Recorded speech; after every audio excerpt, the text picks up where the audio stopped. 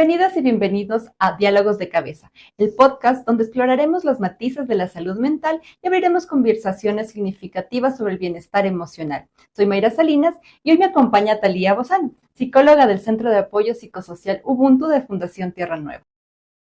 Bueno, es un gusto estar acá con todas y con todos. Como Mayrita me presentó, yo soy Thalía Bozano, soy psicóloga clínica, especialista en psicopedagogía y educadora de familias en disciplina positiva. Estamos muy emocionadas de tenerlos con nosotros en este viaje hacia una comprensión más profunda de la mente humana. Cada episodio exploraremos temas diversos relacionados con la salud mental, desde la ansiedad y la depresión hasta la autoestima, el autocuidado y las estrategias para gestionar el estrés en nuestra vida cotidiana. Nuestro objetivo es proporcionar un espacio seguro y acogedor donde podamos juntos compartir nuestras experiencias y desterrar los estigmas que rodean a la salud mental. Ya sea que estén lidiando con sus propias batallas internas o simplemente interesados en entender mejor cómo apoyar a sus seres queridos, este es el lugar para ustedes. Así que si están listos y listas para sumergirse en conversaciones auténticas, reflexiones profundas y consejos prácticos para cuidar de su bienestar emocional, empezamos en Diálogos de Cabeza.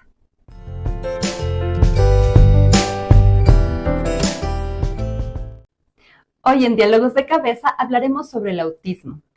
Esta afectación a la percepción del mundo y las relaciones sociales que tienen algunas personas. Ustedes pueden relacionar más este trastorno en la novela Doctor Milagro, donde el personaje de Ali tenía autismo. Él tenía un juguete que era un bisturí en el cual enfocaba su atención.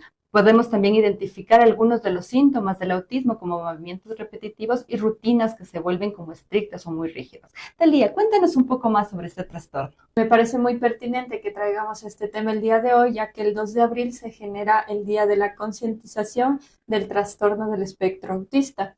Y como tú ibas diciendo, el autismo es importante comprender que es una condición neurobiológica. ¿Qué quiere decir esto? Que es algo que viene dado, tal vez explicándolo de alguna manera, por cómo el cerebro se va formando y surge desde ahí.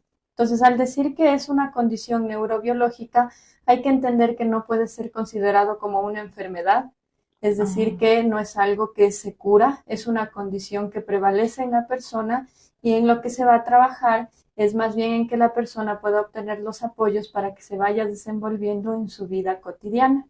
Estos apoyos que podemos trabajar, ¿tienen alguna incidencia diferente si es que los abordas de manera temprana o después?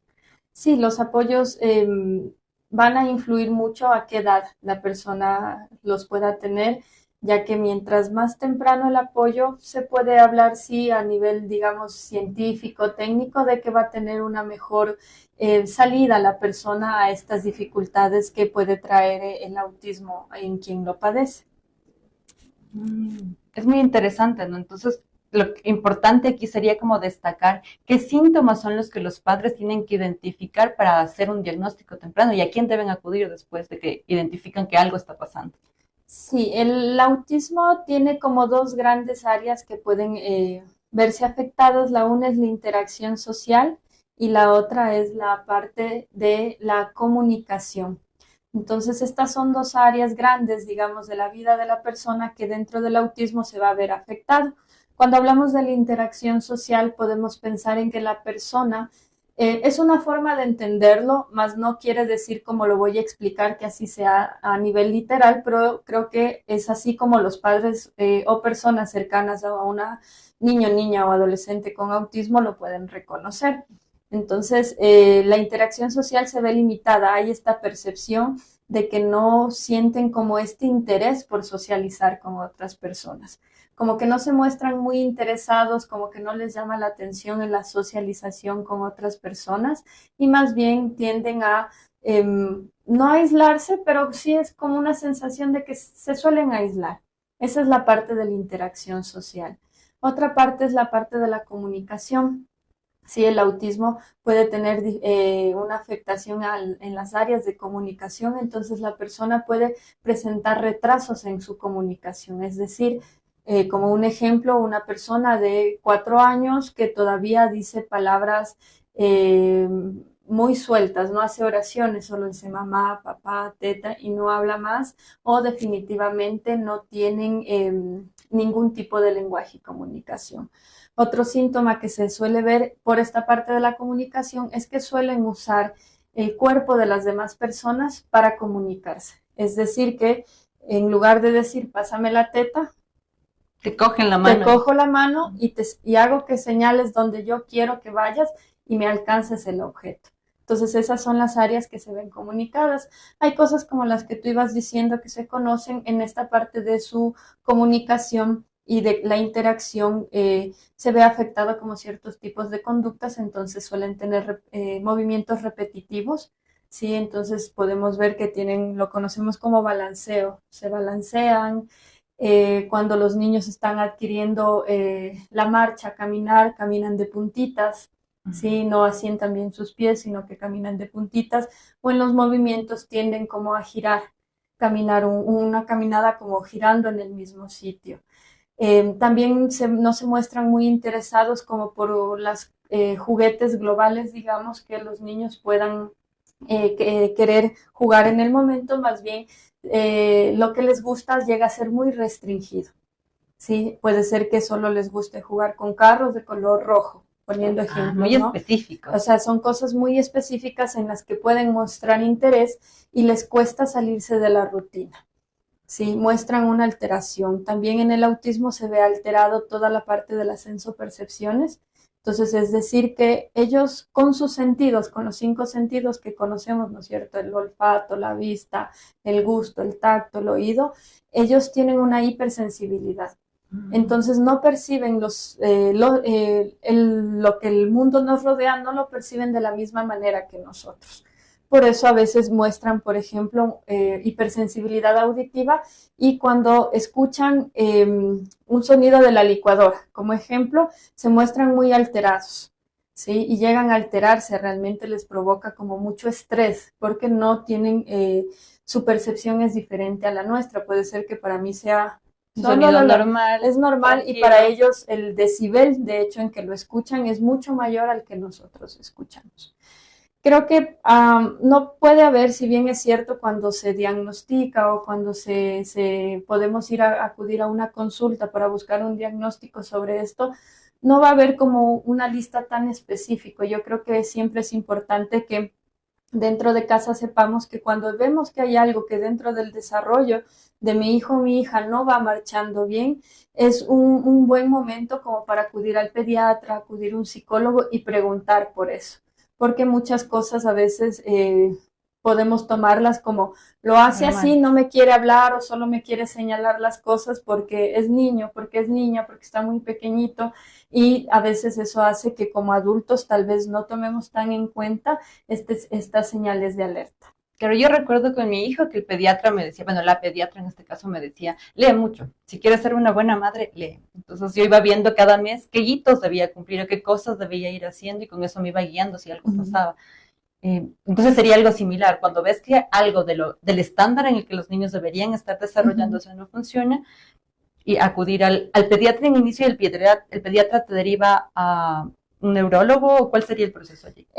Para el diagnóstico de autismo en específico, cuando ya la familia detecta, siempre va a ser tal vez el primer acercamiento al pediatra. Sí, porque es como lo que está más a la mano, incluso es también lo que socialmente como más conocemos, ¿no? Acercarme al médico, al pediatra. El pediatra, si detecta ciertos síntomas, el diagnóstico se hace de manera multidisciplinaria. ¿Qué quiere decir esto? Que el diagnóstico no lo puedo dar solo yo como psicóloga clínica, no lo puede dar solo el pediatra como médico, sino que ni tampoco solo el neurólogo pediatra. El diagnóstico es multidisciplinar. Entonces, quiere decir, mayormente va a venir un diagnóstico del área de psicología clínica, también del área psicopedagógica o de psicorehabilitación. Tienen que tener una evaluación neurológica pediátrica, ¿sí? Y dependiendo de cómo se vean esas evaluaciones, se buscará otro tipo de evaluaciones. Esto con el propósito de poder como englobar cómo está la persona en su desarrollo y saber qué áreas son las que hay que trabajar. Para esto puede ser que requiramos evaluación de terapia del lenguaje o evaluación de terapia ocupacional. dependiendo de las primeras detecciones tal vez del área de psicología y del área de neurología pediátrica. ¿Y a qué edad se da esto? Porque los síntomas o los primeros alertas se van a ver tal vez en el primer año de desarrollo o hasta el segundo año como con más énfasis. Pero el diagnóstico ya definitivo o el diagnóstico oficial. Uh-huh. Esta es como una diferencia. Hay otros tipos de trastornos del neurodesarrollo que se conoce que hay que esperar como una edad para ser diagnosticado. En el autismo no, los síntomas pueden aparecer desde los 12 meses hasta se conoce generalmente a los 36 meses, a los 3 años de edad, porque hay ciertas conductas que pueden ser esperables en los niños de 1 año, por ejemplo, o cuando los bebés tienen 8 o 9 meses, que se pueden entender tal vez como esperables. Pero a los 36 meses es generalmente donde la población, por ponerlo de alguna manera, es como que acude, porque es ahí cuando yo ya empiezo a equiparar ya a salir como de esta fase de mi bebé ya es mi niño o mi niña que va al preescolar, que va al inicial, entonces ya hay como esta equiparación y por eso generalmente es a los 36 meses. Esto no quiere decir que no podamos diagnosticar autismo en la adolescencia o a un niño de 10, 11 años. Y ya una vez que tienes el diagnóstico y todo, que ya conoces los síntomas, que ya te han dado la primera guía, te enfrentas a la sociedad, ¿no? Ya lo que el mundo espera de un niño o de una niña con autismo. ¿Qué mitos podemos aquí decir que no son autismo, que no tienen que ver? Hace un momento yo decía, tal vez si pensamos en The Big Bang Theory, está Sheldon y su conducta es autista, pero resulta que no. ¿Qué pasa con los niños? ¿Qué es lo que la gente espera que sea autismo y que no es autismo? Ok, se asocia mucho al autismo a esta parte de que son personas superdotadas, por ejemplo, ¿no? Personas con un coeficiente intelectual muy elevado y que son superdotados en la música, en las matemáticas, en cosas de ese estilo. Y eso es un mito. En el autismo, la capacidad cognitiva, viéndolo a la inteligencia desde un punto de vista académico, ¿sí? Desde ese punto de vista, las personas con un autismo pueden o no pueden tener un coeficiente intelectual elevado, un coeficiente intelectual promedio, o a veces sí se asocia a discapacidad intelectual. ¿Sí? Entonces, eso es un mito. No todas las personas con autismo son superdotadas, ni tampoco todas las personas con autismo tienen discapacidad intelectual. Otro mito que suele haber es que son agresivos. Sí, que las personas con autismo son agresivas y no es agresivo per se. No, más bien es que como su cerebro procesa la información de forma diferente, no tienen la misma facilidad que tal vez las personas que no tenemos autismo de reaccionar ante ciertos eventos de la vida. Entonces, estas conductas que a veces nos muestran en la televisión, como de el niño que se tira al piso, que se golpea o que se golpea a sí mismo con estos movimientos de hecho son movimientos que les permiten autorregularse emocionalmente. No es una agresividad esto, incluso aunque a veces sí hay niños que tienden con autismo a ir hacia lo corporal, como le empujo, le pego a mi mamá o le jalo, es una forma de autorregularse. Decir que una persona con autismo fuera agresiva es pensar que lo hago con la intención de lastimarte. Y no es así, más bien es una cuestión para autorregular su emocionalidad en ese momento. Ahora que mencionas esto de pensar en lastimar a la otra persona, también hay una idea de que los autistas no pueden entender los sentimientos de los otros o no pueden ponerse en el lugar, no tienen esta capacidad de empatía. No es que no decimos, ¿no? Las personas con autismo, no, como no les interesa mucho relacionarse, entonces no sienten afecto. De hecho, no. Ellos tienen afecto, pueden sentir amor, pueden sentir alegría por otra persona, pero la forma en que su cerebro lo procesa es lo que hace que parezca que no hay como una sensación de empatía ahí, ¿sí? Cuando hablamos del procesamiento del cerebro, el cerebro también procesa las emociones. Entonces, en las personas con autismo, claro, sí, su cerebro funciona tal vez en ocasiones, no para todas las personas con autismo, pero en ocasiones es más literal. Sí, o sea, es más literal, es como si yo te hago así y tú lloras, para mí es literal, pues si solo te topé así, ¿por qué estás llorando? Entonces no logro empatizar de que para ti pudo haber sido muy fuerte o que no te agradó.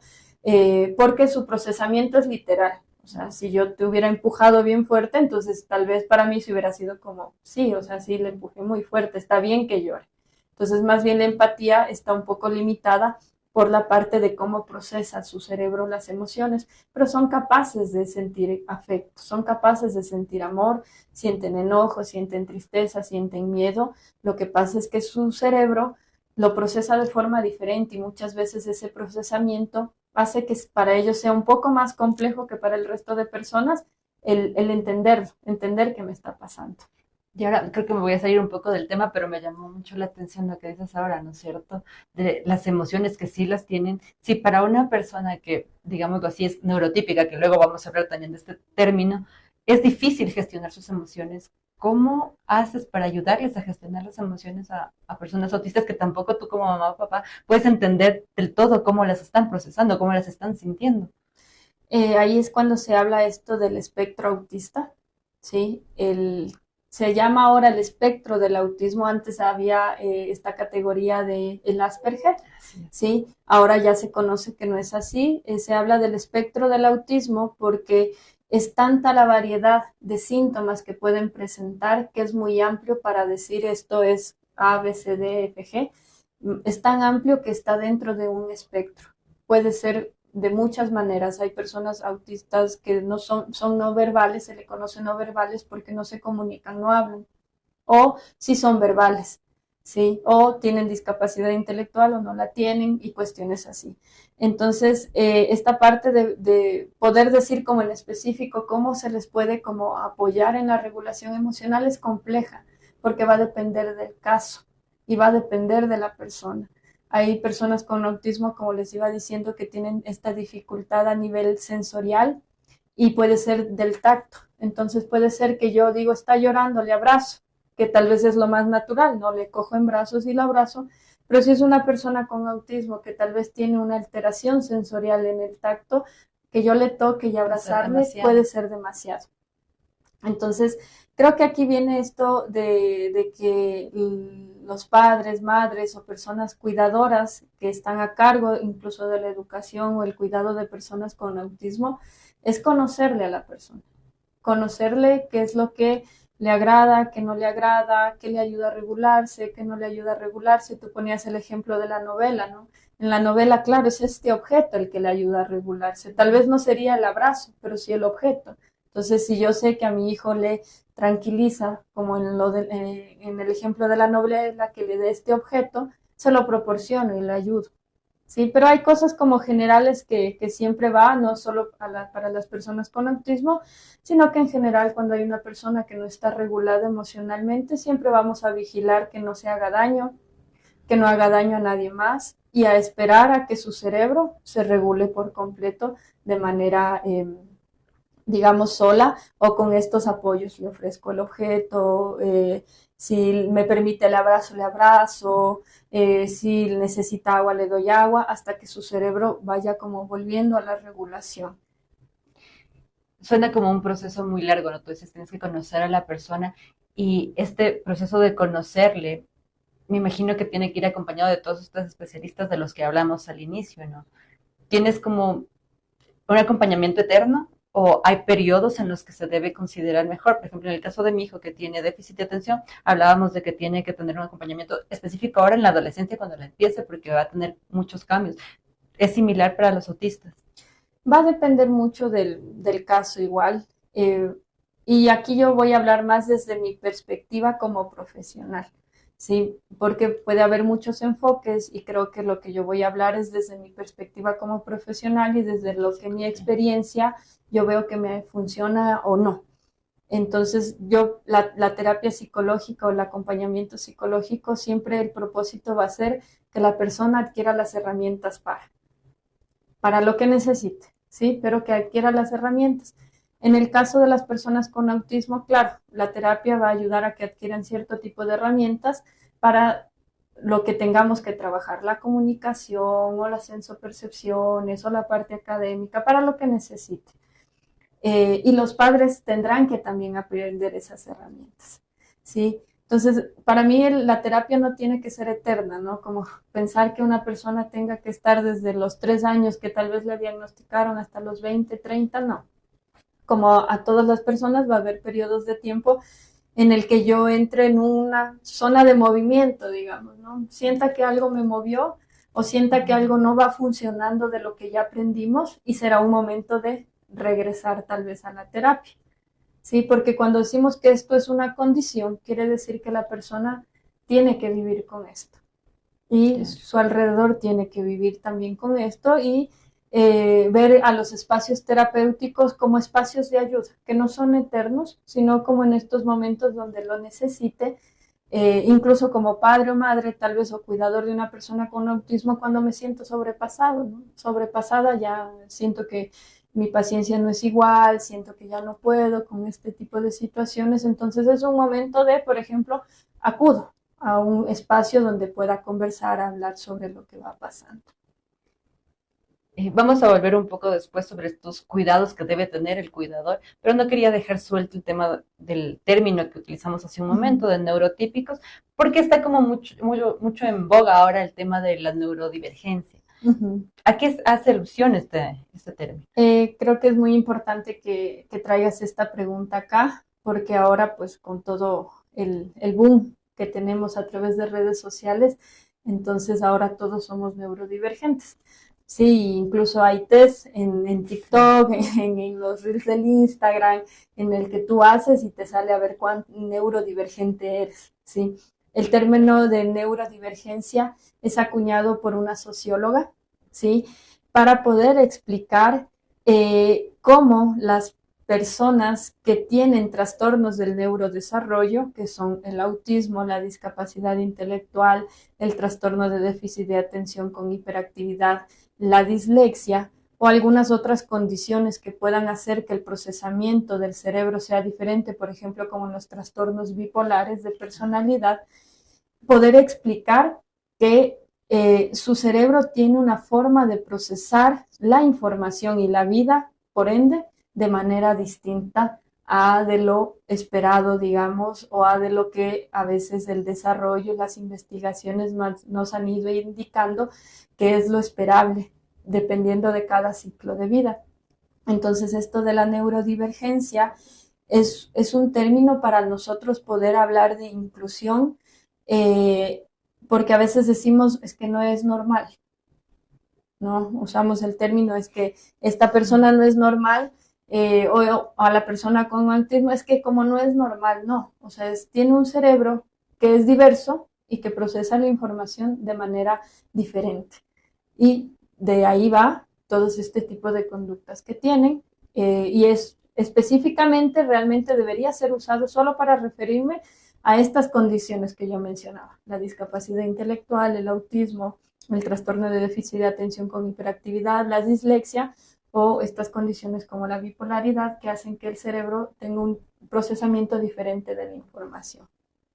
Y cuando hablamos de la parte de qué es ser neurotípico, es de igual manera, para poder dejar estos términos que a nivel social, el que me digan que no soy normal o que sí soy más normal, entonces a nivel social trae una carga cultural y por ende una carga emocional, con esto de que me digan que no soy normal.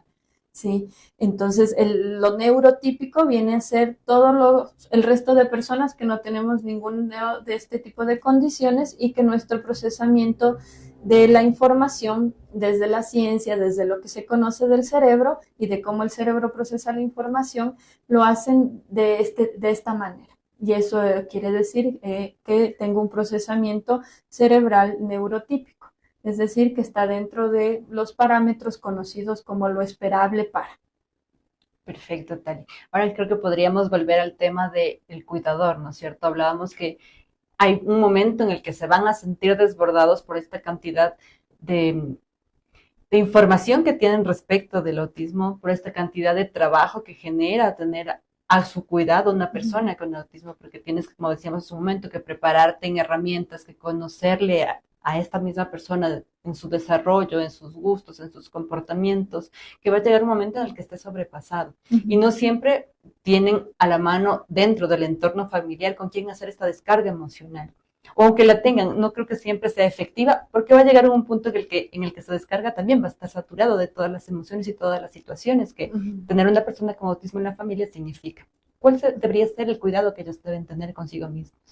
Es importante, como dentro de esto del cuidado al cuidador, mantener como estos espacios donde yo pueda tener un momento de descanso. Poniendo un ejemplo, supongamos que es la madre la persona que está más al cuidado de la persona con autismo, porque así lo han decidido en la organización de la casa.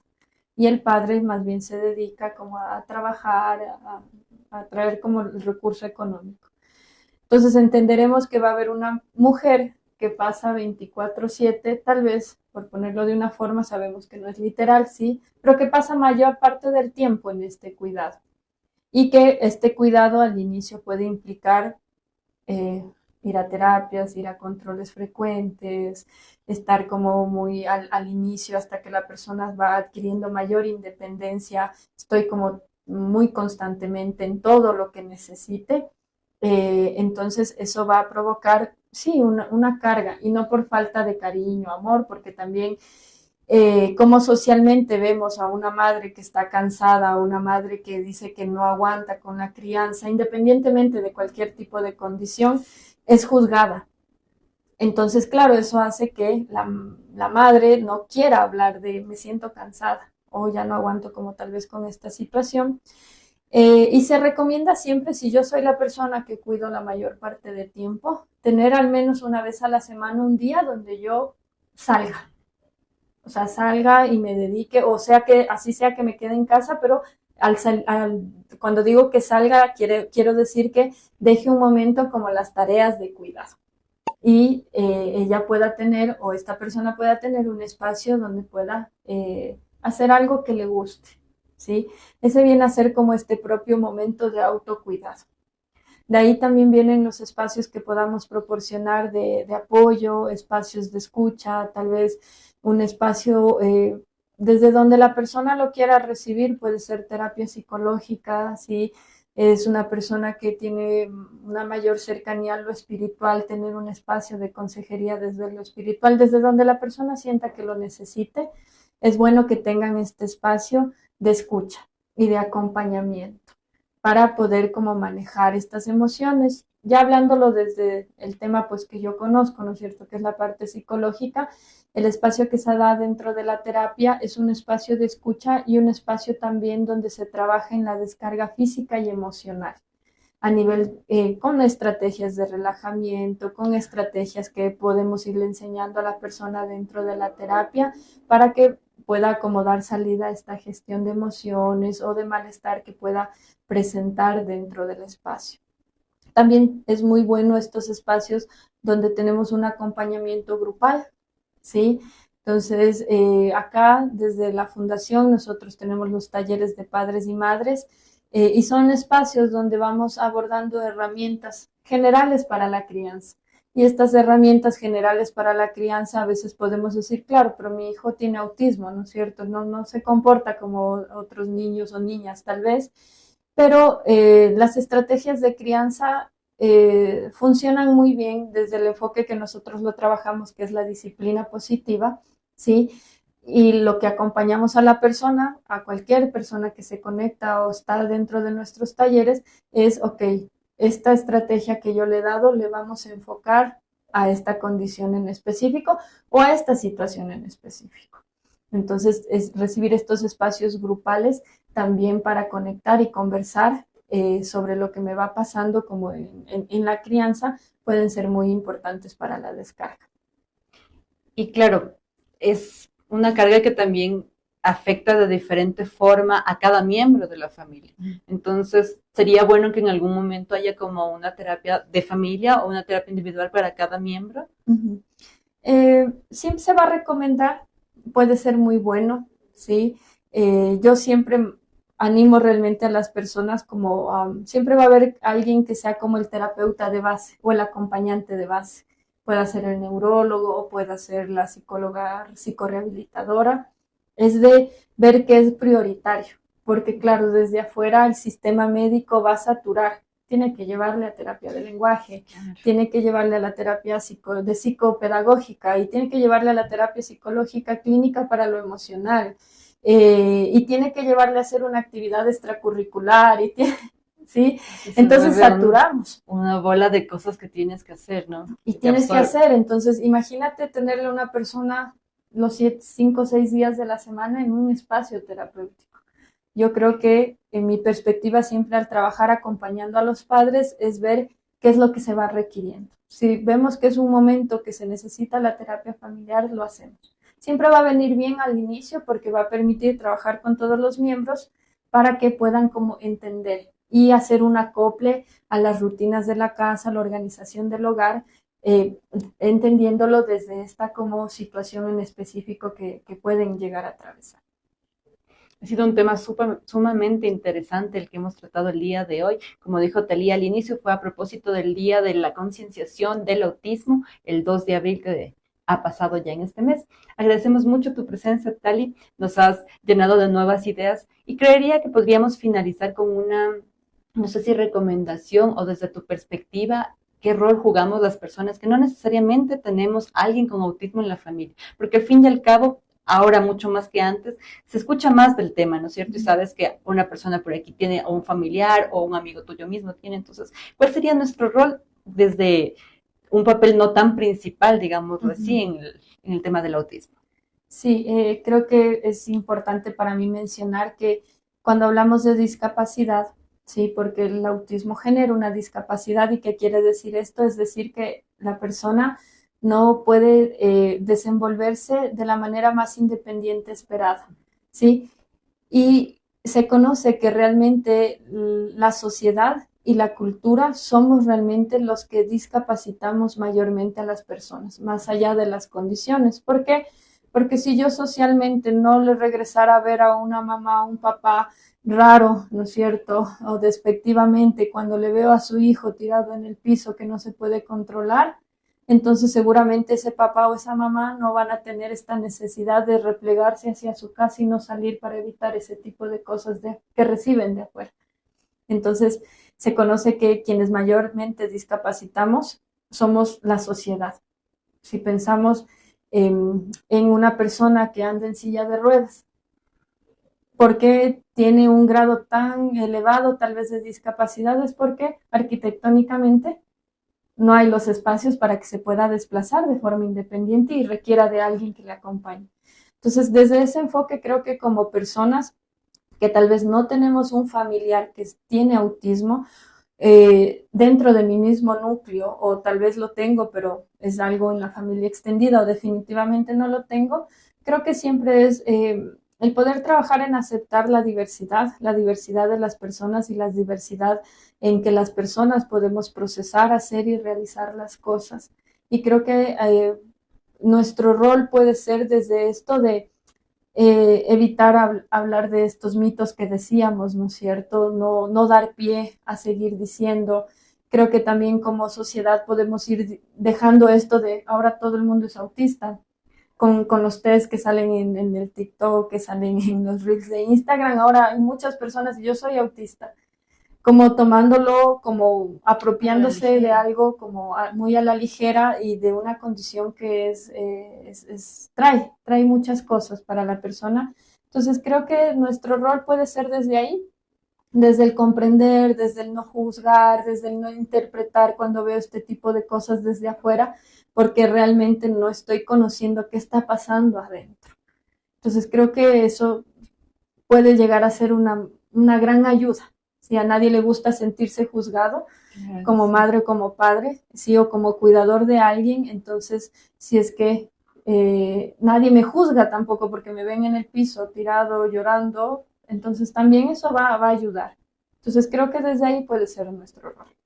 Perfecto, muchísimas gracias, Tali. Yo creo que sí, lo que nos has dicho súper fácil de hacer. No juzgar es lo más sencillo de este mundo, pero es lo que más se suele ver, sobre todo cuando ves una conducta poco usual en un niño. Enseguida pensar, es una mamá mala, es un papá que no está haciendo su trabajo correctamente. Entonces, y les invitamos a tener una mirada desde la empatía hacia estas diversidades con las que vivimos. Con esto finalizamos nuestro encuentro del día de hoy en Diálogos de Cabeza. Muchísimas gracias, Tali, por estar con nosotros. Ha sido un gusto poder compartir con ustedes este espacio y contigo, Mayrita. Les agradezco por esta sección y también les hago una invitación si es que alguna persona se sintió identificada con algo de lo que pudimos conversar el día de hoy, que pueden visitarnos en el Centro de Apoyo Psicosocial Ubuntu de Fundación Tierra Nueva y estaremos prestos siempre a poderles apoyar para transformar sus vidas. Y bueno, queremos decirles que esperamos que hayan disfrutado este tema de la salud mental, tanto como nosotros lo hemos disfrutado tratando el día de hoy. Recuerden que la salud mental es un viaje y estamos aquí para apoyarles en cada paso. Si les ha gustado este episodio, no olviden suscribirse para recibir las últimas actualizaciones y compartirlas con sus amigos y familiares, que también pueden beneficiarse de esta conversación. Nos encantaría poder escucharlos, sus sugerencias, sus experiencias, y pueden hacerlo a través de nuestras redes sociales. Escríbanos directamente a Diálogos de Cabeza o también a Fundación Tierra Nueva. Gracias por estar con nosotros.